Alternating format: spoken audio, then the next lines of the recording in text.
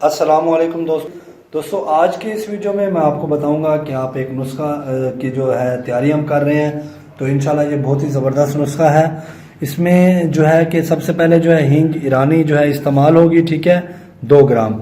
उसके बाद जो है लुबान इस्तेमाल होंगे 5 ग्राम। उसके बाद जौंक इस्तेमाल होंगे 5 ग्राम। ये हमारे पास चर्बी शेर है, ठीक है, ये चर्बी शेर की इस्तेमाल होगी।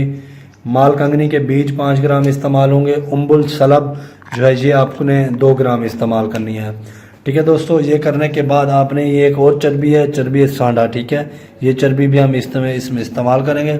इन तमाम चीज़ों को आपने खरल करना है। खरल करने के बाद पाउडर बनाए। पाउडर के बाद आपने 50 ग्राम उसके जैतून के तेल में डाल के आग पे चढ़ा देना। हल्की आग पे चढ़ने के बाद इसमें जो है चर्बियाँ डाल दें।